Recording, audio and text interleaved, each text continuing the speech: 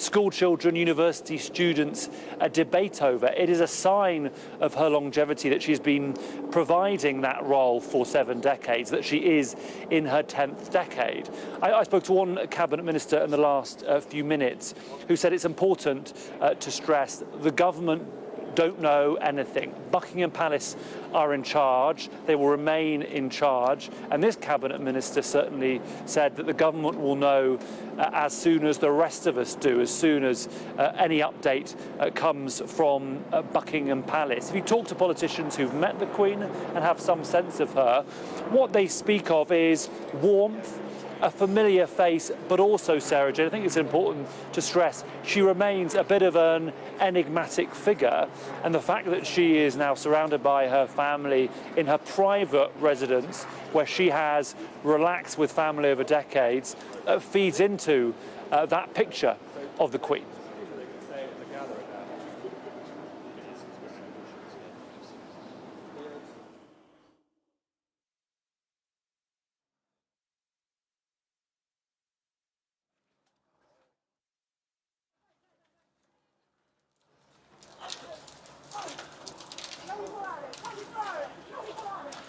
We have some very important news. Buckingham Palace has just announced that Her Majesty Queen Elizabeth II has died. She was 96 years old. The Queen died just a few moments ago, the announcements at Balmoral. She was the longest reigning monarch in British history and the world's oldest head of state. Her eldest son and heir, Charles, the former Prince of Wales, is now the King.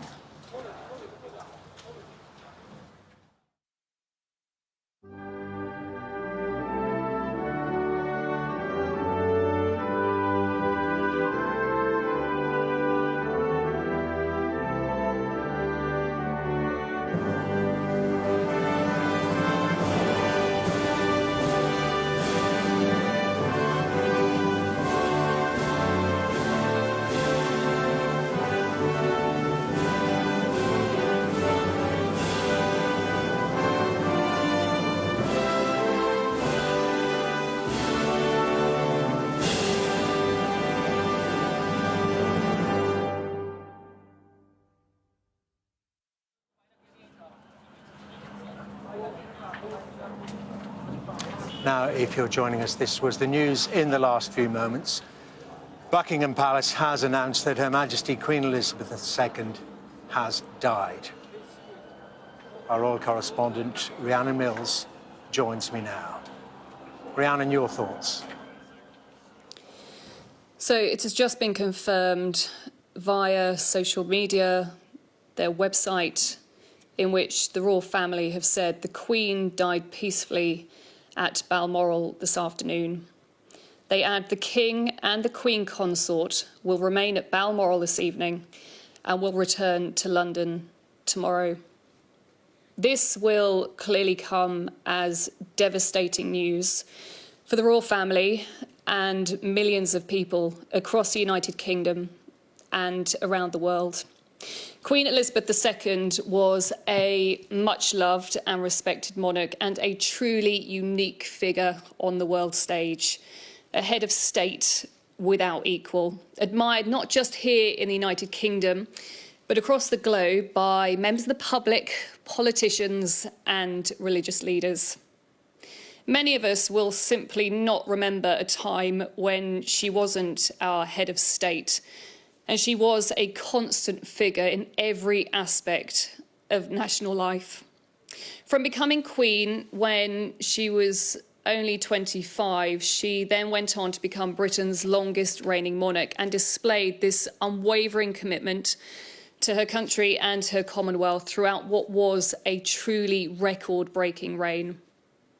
Now, her dedication to that constitutional role was never questioned, but for her family were just as important to her as a devoted wife, mother, grandmother, and great-grandmother. And their admiration for her was always so clearly seen when she was surrounded by her family, when we saw those moments of great national celebration and reflection. It's worth saying that for many, her reign will forever be defined by what was a selfless sense of duty. But it wasn't about her own personal power, privilege or entitlement. This was a role that she felt that she was born to fulfil.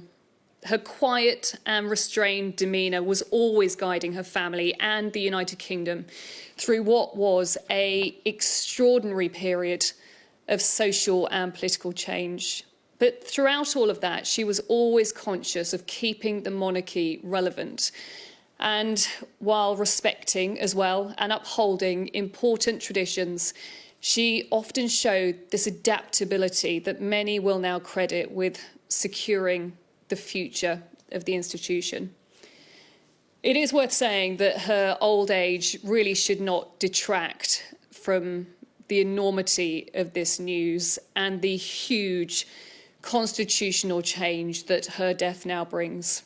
For nearly 70 years, she was this symbol of stability and continuity, and for so many, always a figure of national pride who really embodied those values of public service and duty well into her 90s, and as we saw this week, until the very end.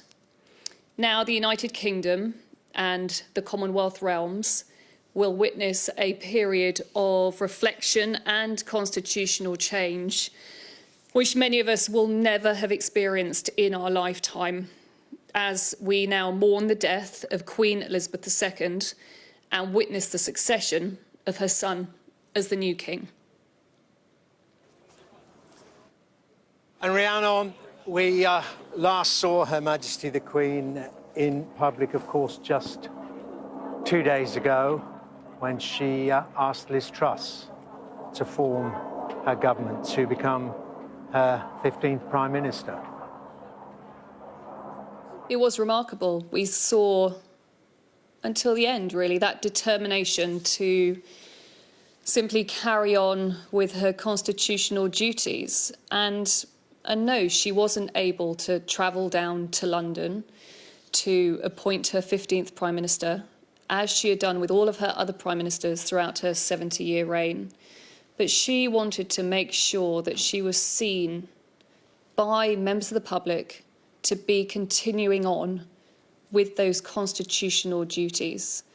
And we saw that in practice there, the Queen reaching her hand out to appoint Liz Truss as her 15th Prime Minister. I think that is why this announcement of her death will be such a shock to so many.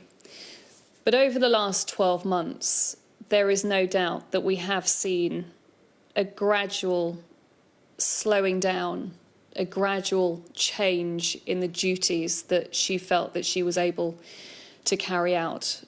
I think it was important for her to be seen to carry out that handover of power between prime ministers, because we hadn't seen her in public for quite a long time. She'd obviously travelled up to Scotland, where she was enjoying her summer break.